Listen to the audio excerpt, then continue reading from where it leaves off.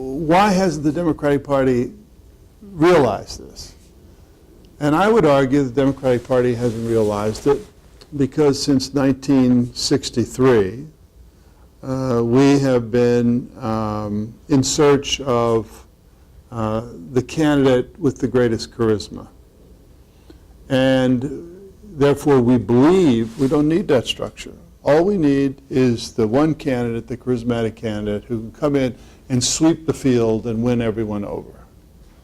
And so every year, every 4 years, when somebody runs for president, there's always the question, well, which one has the most charisma? Which one has the most this, that, right? The premise being that that person will be able to sweep the field. Well, in modern politics, charisma does not beat structure. So what we have to do is we have to start to restructure our party, and it has to start with the people who have the money. Because the people who have the money make investments usually in a charismatic candidate, right? They believe in whomever. They believe in Bill Clinton, or they believe in John Kerry, or they believe in Al Gore. So, that's where they make their investment.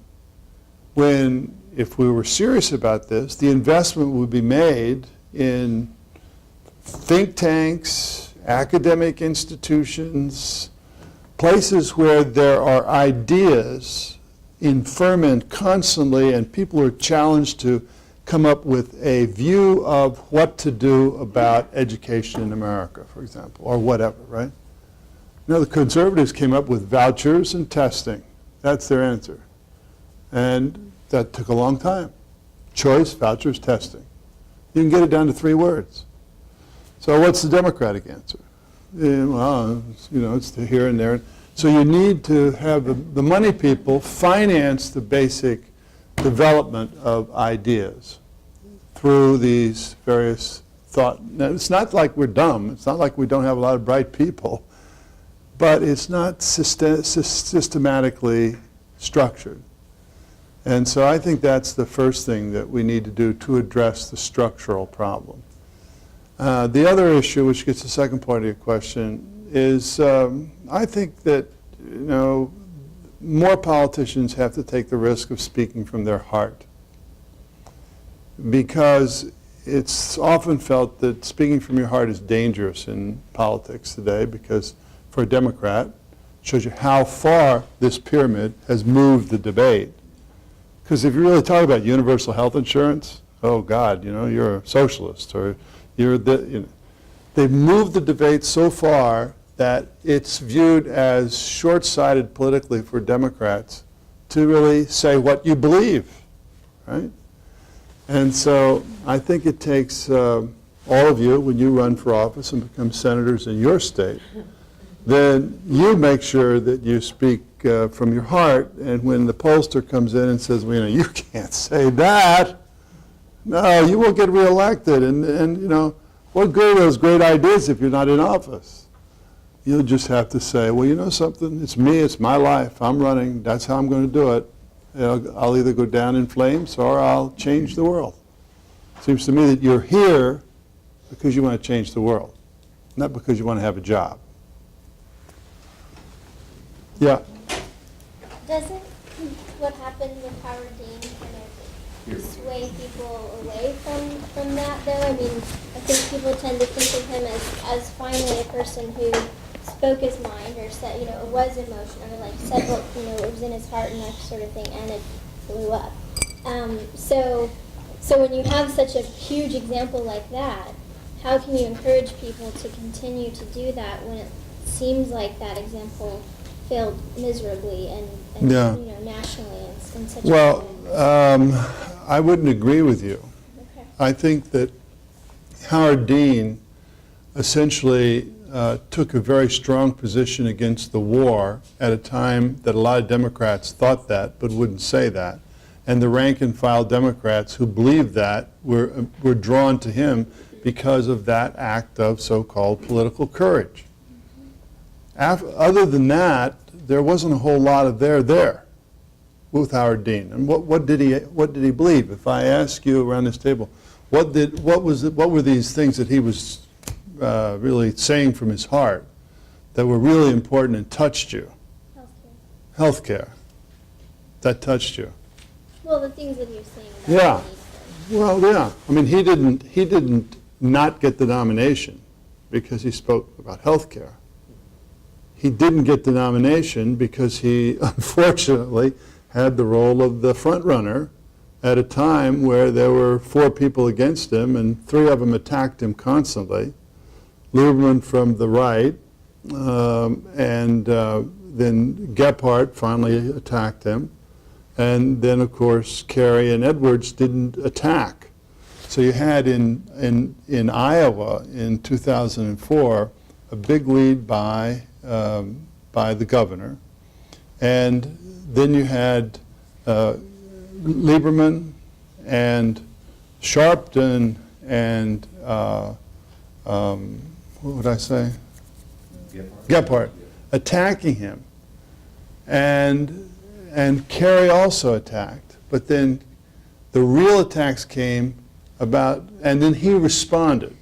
After not responding, after being attacked constantly for 3 or 4 weeks, he finally decided to respond 2 weeks before the election. Well, guess what? That's when people tune in. So people tuned in and they saw this harsh attack and response, and Edwards and Kerry the last 2 weeks were nothing but positive. So is it a surprise that Edwards and Kerry actually won Iowa? Because I think that, so I don't think his conviction had anything to do with his failure. I think that it was a strategy, a political, tactical failure on his part, only magnified by the media. I mean, you know, if you were in the hall the night of the Iowa caucuses, you'd think this guy made a great speech. Right? But somebody forgot to grab him when he was walking up the stage and say, "You're not speaking to this hall. Remember, you're speaking to that little box out there, so cool it down." Right? If you saw the speech, you were in the hall, you said, "This is a great speech." But if you were on TV, you thought, "Oh my God." And then what happens? When you lose Iowa, you have 7 days, 8 days before New Hampshire. Right? And every day is critical. When I lost Iowa, I was 17 points behind Gore. Ended up losing New Hampshire by about a point. Right? So in a week, you make up 16 points.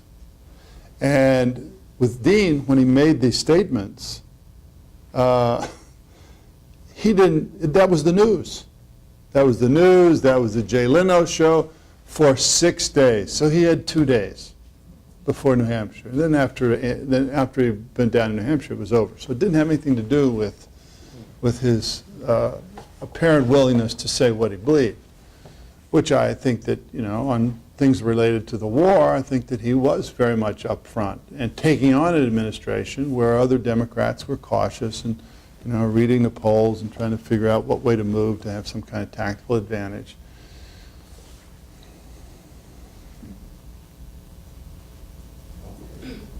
Joe? We met with Senator Danforth last semester. We talked a lot about the role of religion in politics today. And is religion such an insurmountable force now that Democrats have to take it on in some capacity and address it in some way to be successful in the future? Yeah, I think so.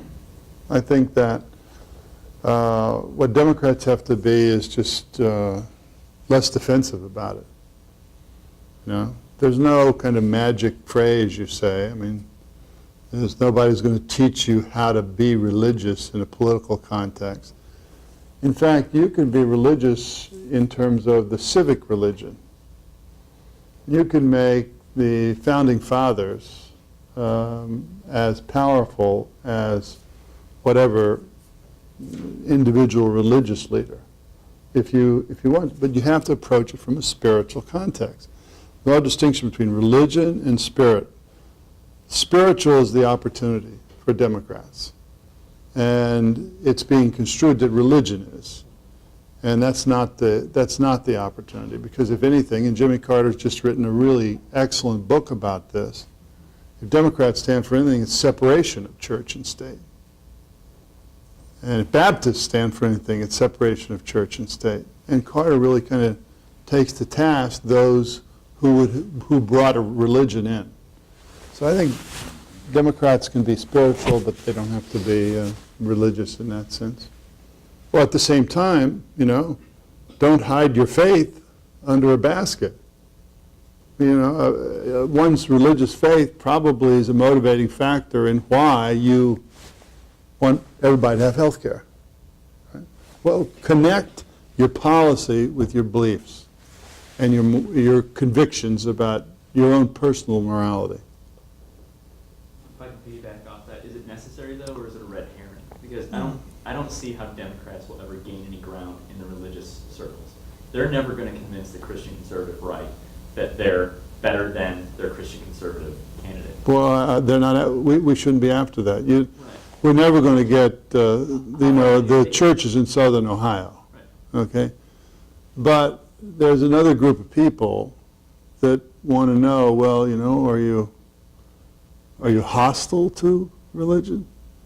That's the group that you have to win over, because it's nothing but a false charge. But if you don't engage it, well,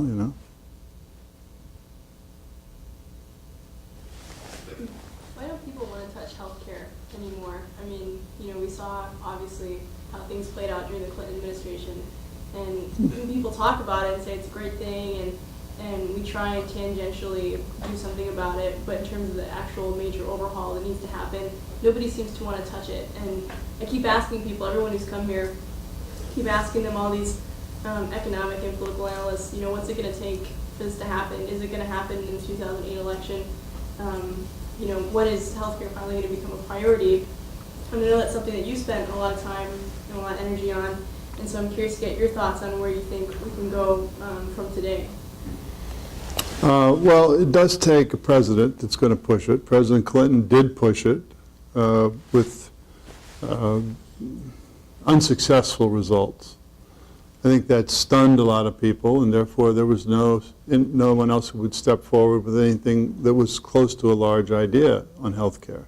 It was kind of smaller ideas. I think that what will turn this into a necessity will be corporate America wanting to get out from under the escalating costs of health care. And when they do, depending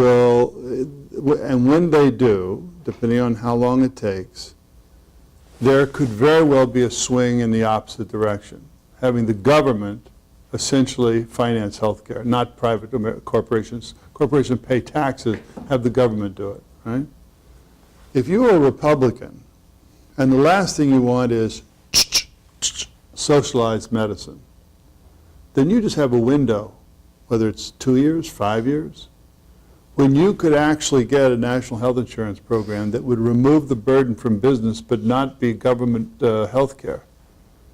And so I look at the next 4 to 5 years as being a remarkable opportunity, because you're going to find not only is everybody dissatisfied with the current system, doctors, nurses, insurance, everybody, but there now is a kind of critical mass of political support, in my opinion, for a change, a dramatic change, because tinkering around the edges won't solve the problem. It simply pushes costs from one player to another player.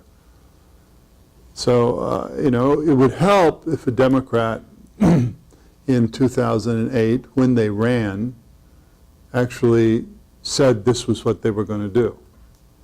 Then, of course, the press will say, well, what's the plan? And then you'll issue a plan, and they'll find some small part. They'll attack that part. But that's kind of the risk of leadership. When they attacked the plan I put out in 2000, I think that the failure was not the plan, but it was my failure to be able to actively defend the plan well. So, Bill, tomorrow, at this very time, in that chair, we'll have our magazine. You know, right? yeah. Well, there's nobody that knows more about health care. He can, maybe answer Dawn's question. But I always thought that the Clinton health care plan, this is just a side comment, was so confusing that no one, maybe Ira understood it, maybe Hillary understood it, maybe you understood it, but boy, was it complicated. Didn't you think it was terribly complicated? Yeah, I mean, it's, the great chart that Republicans put out Yeah. that looked like Rube Goldberg, some kind of most, box here, box, you say, all which was a visual, and again, a Republican skill. You don't remember anything about the plan, you just remember that picture. Beginning back to what we said earlier, where did that come from? Well, that came from the pyramid, right? And so, yeah, it was a very complex plan. And the complexity was done because, first, it is a complex issue, if you're serious about it. And second, I think there were certain political calculations as to what was impossible, and therefore you tried to work around that. That every business would have to cover health insurance for its workers, but not businesses of a certain size, and there would be help to businesses if they did, this kind of thing. Do you think if Clinton administration had gone out to the United States and town meetings and other forums and solicited opinions about health care and used that as a forum, hearing, listening to the citizens, ordinary people talk about health care, and then, however, whether it was a perfect model or not, put something forward that had a grassroots base, that they could have moved that thing forward? I think they would have definitely had a better chance. I always thought that it failed. Big reform takes at least 4 years, probably 6 years, not 6 months. And when you do big reform, you put out an idea, and people react to the idea. And then you write a bill, and you put out a bill and talk about the bill. And people then have the specifics to react to. You then listen to what the people have to say and figure out what is your best shot, what's your best combination to actually get something close to what you put out as your first idea. And Reagan was a genius at that. Reagan would take a position way the hell over on the right, say, oh my God. And he'd hold that position to the very end and immediately compromise. And then compromise. He ended up being a little right of center. But, you got to go out if you're going to do big reform and listen to people. When I was a senator, I did that. We did tax reform in the Finance Committee, which was a subject I was really interested in. It took 5 years of my life. People used to say, ask Brad about the weather, he'll talk about tax reform, which there's an element of truth to that. But the result was you learned every possible attack, and you learned every response to the attacks. And you got to know what this group really wanted or that group really wanted, and you figured out how you could get a compromise that would actually make it happen. Wondering something, we spoke about the pyramid that has to be kind of restructured in order to bring back the democratic support of the people and also within themselves. It seems to me like maybe they're missing a big opportunity right now with our war on terror and the American people's fright of nuclear terrorism and just terrorism in general and just kind of expanding or putting ourselves out there too much outside of our own borders, and while the internal structure is falling apart. And that could be a great time for the Democratic Party to capitalize on bringing the people together again and kind of bringing back in our financial resources and physical resources and redeveloping our internal structure. And do you hear anything about from the Democratic Party on kind of devising something built off of that? I hear of candidate-centric efforts, but not overall party efforts. Because if you're really going to do this, your time horizon's got to be a minimum of 8 years. 8 years of Republican investment ended up with Ronald Reagan being president of the United States, right? If you wanted to do it in 2 years or 4 years, you couldn't do it. You can't do it. So there's got to be patient money in the party. And I haven't seen it manifested. There's some reaction. People who say they're going to do it. I don't know if they've done it or not. What happens is the Democrats start arguing with each other about how they're going to do it, which is just ludicrous. You need 10 people that are going to do it. Well, but I agree with you, there's a real opportunity because the administration is focused only on one issue. It's focused on several issues. You know, it did education, Medicare, and then the war on terror. That was its re-election strategy. And there are these crying needs domestically. But if you're going to do this, you got to challenge. You want to be the party of hope, or you want to be the party of fear? Right? That's the question. And Republicans are the party of fear. If Democrats abdicate being the party of hope, we're never going to out-fear them.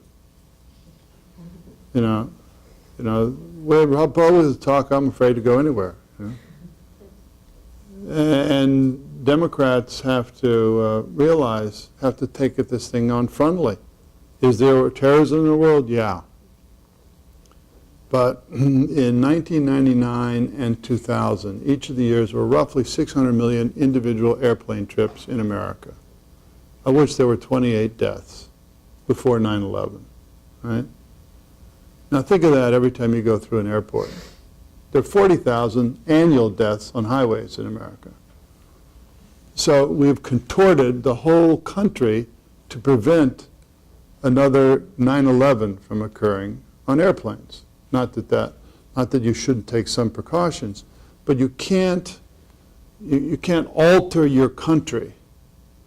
If you just look at statistics, you know, the statistics will tell you that it's not more probable that there will be a terrorist event. If you ask Americans, you know, how likely is you think there'll be a terrorist event? I saw one statistic say, well, 1 in 10 say there'll be a terrorist event in the next 6 months, right? It's ludicrous. But unless somebody puts the counter argument out there, fear wins every day. And then you got to do more. Then you got to have 55 red alerts, and etc. We seem to be doing one thing really well in America, inter-party and intra-party, and that's fighting. We're fighting with each other all the time. Democrats are fighting with each other, Republicans are now starting to fight with each other, and both parties are fighting with each other, and we're not setting a very good example. And in the meantime, our image internationally has gone to crap for a wide variety of reasons. There's very few people, I think, that would disagree with that. And we've kind of discussed that with a number of speakers that have come through, regardless of their area of expertise. What does it take for America to get back on track, and as my colleague John would say, put America back in a position of being a leader and not just being the boss? Regardless of who wins, how the next election plays out, it seems that just completely devoid of any conversation is the issue of leadership, of service. It seems to me that if you're the right dynamic, charismatic leader, whether it be the John McCain of old or the Barack Obama of new, or Bill Clinton of old or somebody similar, you're the right person coming in speaking that message of service and leadership, and not just being the boss and being right and wrong. We get a heck of a lot further and put ourselves back in the position of being the leader and not just the boss. What's wrong with us? Who's losing this big picture, and where's the voice to bring this to the surface? Well, the voice has to emerge from candidates for office, other public figures. Problem is the media. How do you get through to people when media structure is essentially talking heads shouting at each other? So you have to go back to grassroots, and you have to put out a vision that's big enough that any person in the world can see their future better in that vision if it's realized. That is not the vision that President Bush has put out. And at our best, we did that. I mean, you know, when Harry Truman was president, he put out a vision of what the world could be, that everybody in the world could see it. Even to a certain extent, Ronald Reagan did, but not a lot of other people. Because it has to be informed of conviction, and convictions are things that modern politics mutes. And that's why it ultimately comes back to the person who's running for any office. You know, Barack Obama made a great speech. Why was that a great speech? Because he personified the message, first of all. And second of all, he had some fresh language. And third, he actually had convictions. And that isn't to say that no other politician has convictions. Many do. But those are the voices that we have to hear. And you have to realize the context in which if you have a media telling you every day that, it's impossible. Every day it's just warring factions. Every day it's just this. Making sure that you always have Jane yelling at Alice and Tom yelling at Joe, right? Or Joe yelling at Alice, or Louise, you get the point. Then you're not going to be able to get through. I look at the internet as a real opportunity for people of conviction. I look at the blogosphere as a real opportunity for people of conviction. And that was one of the things the Dean campaign showed, that there's a large group of people out there. And I think Kerry has an email list of something like 30 million, right? His mistake is he thinks that they're all for him when they were against Bush. So you got 30 million people who will be mobilized by something that's outrageous, like the Bush record and message. You got to get the 30 million people energized about making something happen. And sometimes that takes a moment. That takes a moment where you seize the day as the leader. President Clinton had the ability to do that. He didn't have the moment. And so you need to have the person with the ability at the moment when you can actually get through to people.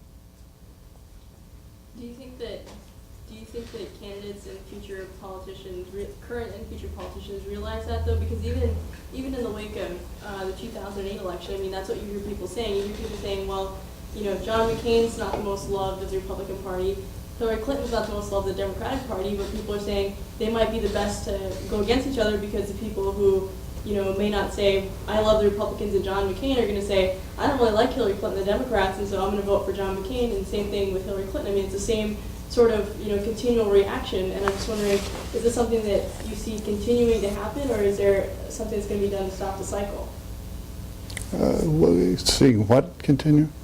The fact that instead of exciting people and making people want to come out and be a part of the process, to be excited and want to choose somebody because they actually like them, because they believe in their convictions, because they believe in the difference they're going to make for the country, as opposed to, I'm going to vote for so-and-so because I don't really care for this other person over here, and I feel like this is the best of two bad choices. Yeah. Well, I wouldn't say it's just McCain and Clinton. I mean, I think that there are some Republicans who might run who have deep convictions. They happen to be way over on the right, but they're deeply held convictions. There are some Democrats who run who might very well speak with conviction. I mean, John Edwards might run again, and if he speaks, he can speak with conviction. That's one thing his life personifies, right? Joe Biden could speak with conviction if he would shorten his speeches. But, he could do that. So, I think there are many Democrats who could do that. So it's just got to be somebody who's going to do it differently. The way I figured it, I tried to do that, right? I didn't succeed. And the reason I tried to do that was that I felt that what has to happen is not changing policy, but changing politics. And politics is fundamentally an imitative profession. So when you win in a new way, everybody imitates how you won. And if you win in the right way, you've changed politics. And that's really what has to happen. Bill Charlie Cook was here recently, and it's his theory that it's a fact that we've not elected a seated U.S. Senator since John F. Kennedy, and before that Warren G. Harding in the early 20s. And he wonders now if we can elect a seated senator or a House member because of the baggage of a voting record. Well, I think that's a good point. Yeah, only two in the 20th century. If you think about that, that's kind of astounding. Why is that? Well, one might be the voting record. But in modern politics, you don't need a record to attack somebody. So a record gives you some hook, but you could find a hook if I wanted to attack you for being communist or whatever. I could find a hook, right? But where I think it is that when you're a senator, there's a schedule issue. When you're running for president of the United States, it's a full-time job. You can't be doing it 2 days a week and making sure you're doing your votes, because you don't want to have no votes, because you'll be attacked on no votes. I've told each one of these, any guy who's running for president as a senator says, you ought to tell your majority leader or minority leader, don't count on my vote for a year, I won't be there. And I'll tell my constituents in my state, you know, I'll make a couple of votes, but I'm basically running for president. I assume you want me to run for president because you voted for me before. So it is voting record, it is schedule, and then it is language. When you listen to somebody who's been a senator speak, they speak, you know, gobbledygook. They don't speak real English. They speak inside the Beltway Amendment to the substitute.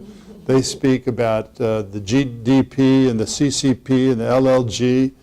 They speak in programmatic terms, when what makes contact with voters are stories that sing. And if you can't communicate that way, and no senator, our senators as senators rarely communicate that way. So if you're a senator, you've got some strikes against you, and those are 3 strikes against you, I think, from the get-go. And then the 4th might be that, you know, when you're a senator, you're really in Washington. It helps to not really be in Washington when you run for president. That's why governors have a shot, because they have a slightly different perspective. They're not every day reading the Washington Post and listening to the gossip and going to a party and hearing the media elite gossip about this, that, and the other thing. You know, they're doing a budget in Little Rock, or they're trying to figure out what to do about education in California. So I don't disagree with Cook. I think it'll be a long time. The conversation in Pennsylvania is already, Santorum and Casey, I believe it is, already about terrorism, Patriot Act. Is that going to dominate, you think? Those Well, it's a struggle for control of the dialogue.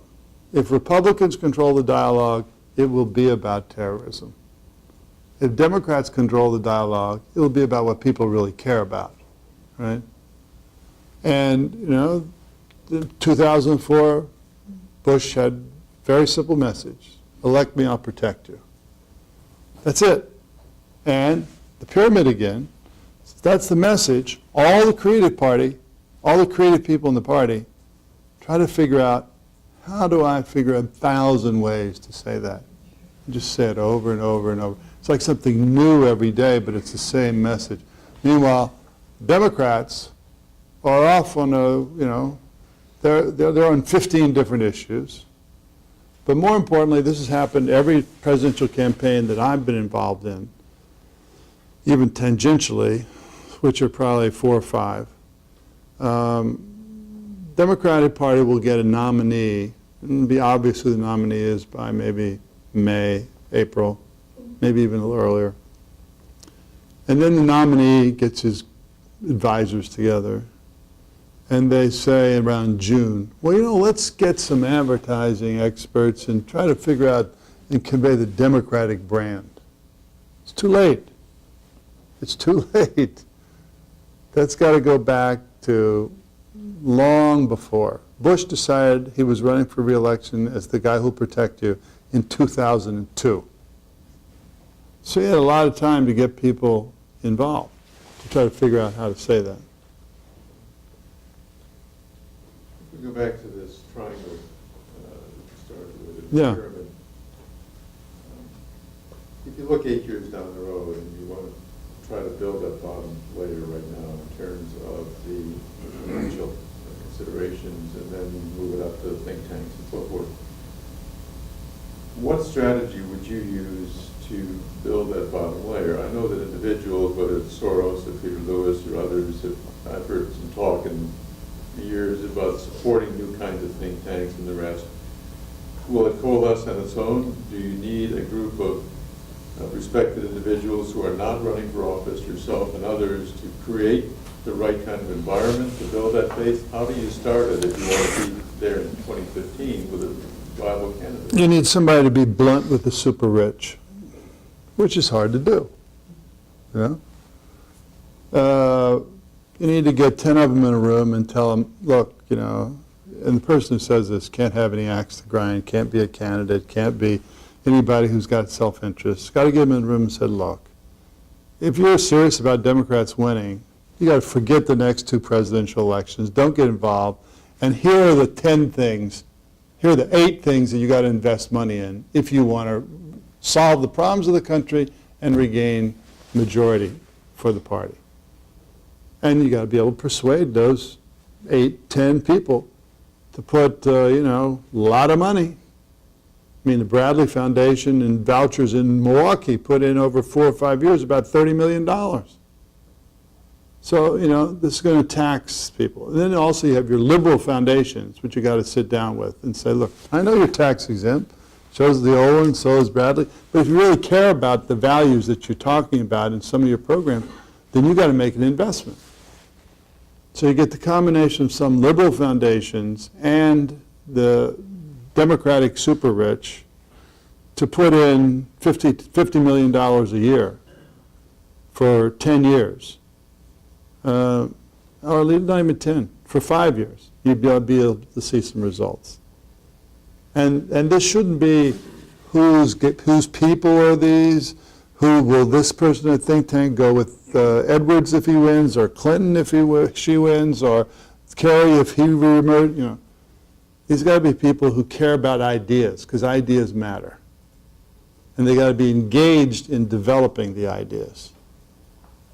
So that's the only way it's going to happen. Somebody's got to sit down and bluntly tell people who are good-hearted, want to make a difference, but don't always think precisely, even though they think they do. But what has to happen? And if they don't agree, fine, well, you gave it your shot. You want to do that? David Pryor's the man. I'm too old for all this. I'm retiring from all this forced labor I've been involved with for a long time, Bill.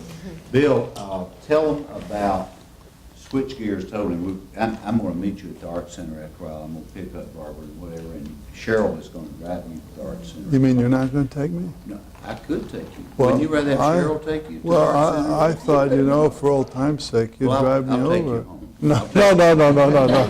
I was just kidding. I was just kidding. Of course I'd like to go with Cheryl more than you.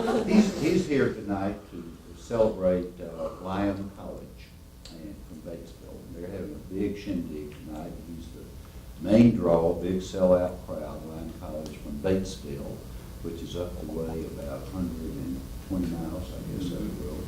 Beautiful little community. The second oldest town in Arkansas is Batesville. Thank you. Keep talking. Keep talking.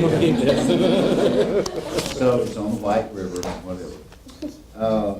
Bill, tell them about your first book, which I loved, Life on the Run.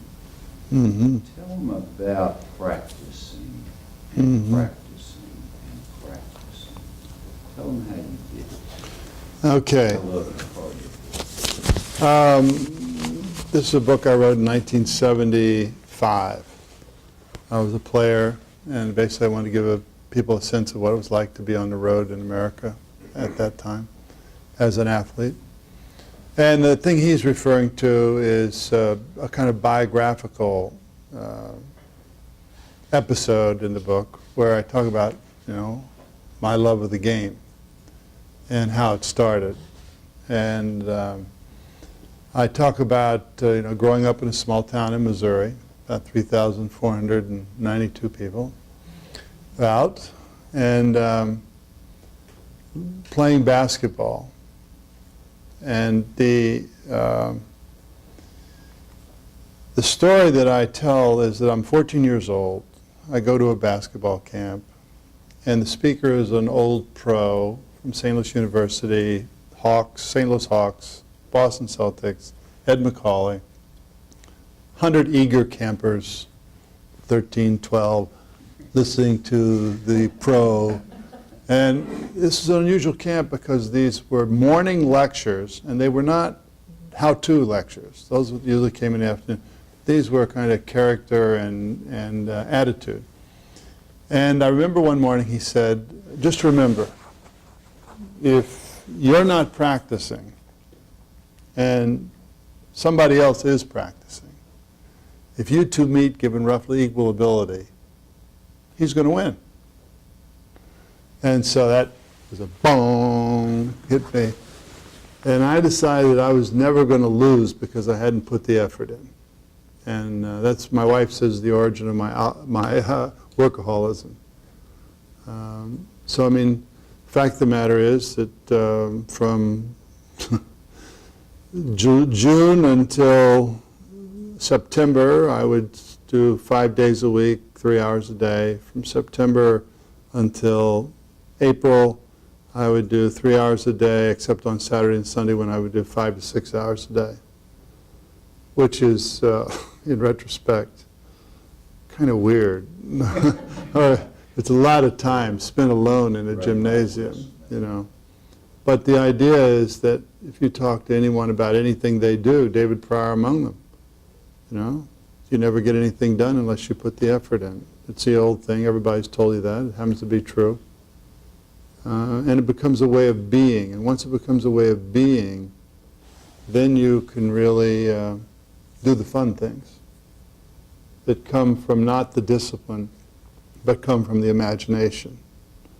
But unless you've done the discipline to build the foundation, the imagination will be misdirected or fragmented. And it's the imagination that is really the fun thing, whether it's basketball or politics or whatever. And, you know, I wrote another book in the late 90s where I said they're called Values of the Game, which I talked about 10 values in basketball, one of which was discipline, which I told that story, one of which was imagination. You know, imagination allows you to do something nobody else ever did, and after you do it, you've changed the world. I mean, for example, I told a story of a high jumper named Dick Fosbury. Dick Fosbury was the Fosbury flop, you know, and before Fosbury, stay with me, I'll get back to politics.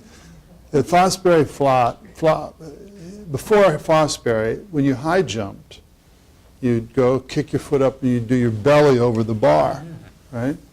That was the orthodoxy.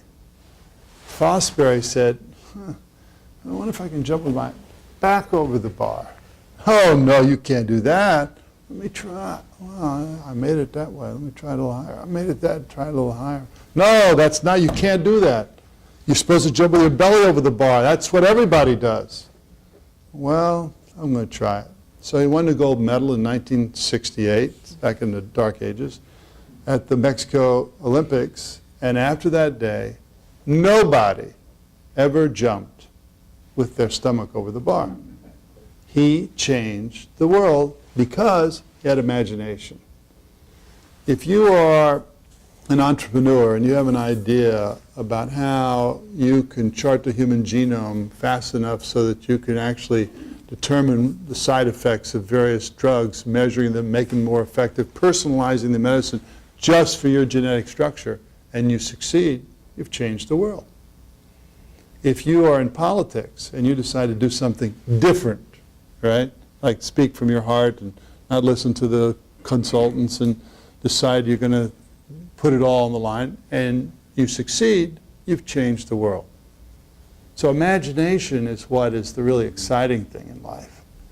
But unless you have the discipline to build the basic talents early, you know, the imagination is never going to...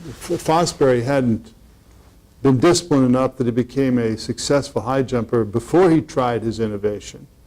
Or the scientist who started the genomics company hadn't been a good enough student to be they would never have changed the world. So discipline and imagination. John? John, you have, what are you gonna ask us? Oh, sure. Yes, so Riley, we'd like you to sign the basketball here. We're gonna keep it forever here at our school, okay? Then we'll all sign it, all the students will sign it. Oh, come on, man. The great value. You just want me to sign it, Sign or it big. just my name? Just, So blind guys like me can see. The 10th year anniversary of the inaugural classes will auction this basketball off for Okay. enough money to fund the think tank in the inaugural. Hallelujah. Bravo. So you want me to say the thanks to the pyramid. Clinton School of Public Service for a How do you wonderful want me to sign? afternoon? Thanks to Or just sign my name? Whatever comes from your heart, how about that? Yeah, you're right. No consultants. Use your imagination. Senator, you probably played around the time Tom Borwinkle did as well. Mm-hmm, You know Tom at all? I do. Grew up with his daughter and stuff. Did you? How tall are they? Unfortunately for them, extreme. but- When you came to the Senate bill, there was a sense How tall is the girl? that, Gretchen's about 6'2". that you would prefer to be known as Bill Bradley, political leader, et cetera, and you wanted to sort of disassociate yourself from basketball, but it seemed like as life went on, and you kind of came back to it and held on to the principles and whatever. What, am I wrong? Well, you're right about some, when I came to the Senate, I wanted to make it on Senate Sure. terms. Right. And so for the first 2 years, I didn't raise the subject of basketball. If somebody asked me, I'd talk, but I wouldn't volunteer. And then, after 2 years, I felt comfortable there. And, it's very much a part of my life, and so, sure, I'm going to talk about it. And I'm assigned this. Can I have your assurance that this won't appear on eBay? Do we need scholarship for next semester? What is the date? 22nd. Was P.D. Carroll your coach? No, he wasn't. He often went on the trips with us because the coach was his coach. The coach is named Butch Van Bredikoff, Mm. and he was the coach. Are you still? We were diametrically opposite human beings. You still in touch with the Knicks or your Princeton teammates? Sure, yeah. I have regular contact with my former teammates. Dave DeBuscher, of course, was my dearest friend. He died, had a heart attack at 62 and fell on the street. Willis Reed is back in New Orleans as a vice president of the team that's now in Oklahoma City. Then Walt Frazier does color commentary on Nick radio broadcasts, and he's a boat captain in the Virgin Islands. Takes people out on chartered boats. I once asked him, why'd you do this? He said, it's the only thing I do that's like being in Madison Square Garden with 19.5 cheering and I'm running the team. How about Earl Monroe? Earl Monroe just opened a restaurant in Harlem. Went to the opening and went 2 or 3. Incredible restaurant right on the Hudson River, in this area that they built above a sewage disposal plant. They turned it into an incredible park. His restaurant has windows, floor to ceiling, George Washington Bridge. It's beautiful. He's not in great health, but that's what he is. Phil Jackson, of course. Senator, I promised our friends from Lyon College if we borrowed you, we would have you at the Art Center before 6 o'clock, and I know Okay. you want to